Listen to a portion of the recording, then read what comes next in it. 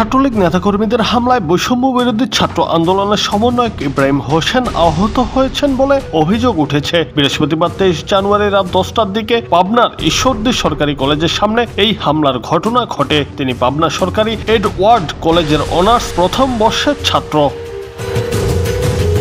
স্থানীয় পুলিশ সূত্রে জানা গেছে, রাত 10টার দিকে ইব্রাহিম ও তার কয়েকজন বন্ধু কলেজের সামনে বসে চা খাচ্ছিলেন। এমন সময় 3 থেকে 4 জনের একটি দল হাতে লাঠিসোঁটা নিয়ে তাদের উপর অতর্কিত হামলা করে। পরে আশপাশের লোকজন এগিয়ে আসলে হামলাকারীরা পালিয়ে যায়। ঘটনার পর ইব্রাহিমকে উপজেলা স্বাস্থ্য কমপ্লেক্সে নিয়ে প্রাথমিক চিকিৎসা দেওয়া হয়েছে।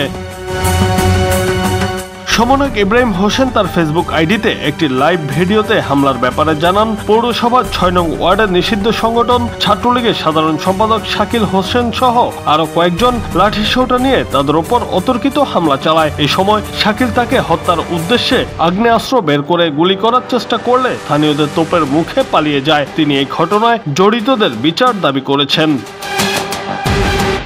ঈশ্বরদী থানার ভারপ্রাপ্ত কর্মকর্তা শহীদুল ইসলাম শহীদ বলেন, ঘটনাটি শোনা মাত্রই আমরা ঘটনাস্থলে উপস্থিত হই। নিরাপত্তা জোরদারে পুলিশ মোতায়েন করা হয়েছে। হামলার বিষয়ে আমরা খতিয়ে দেখছি। তবে এই ঘটনায় শুক্রবার সকাল 11টা পর্যন্ত কোনো লিখিত অভিযোগ পাওয়া যায়নি বলেও জানান তিনি। জুনায়েদ আহমেদ, বাংলা টিভি।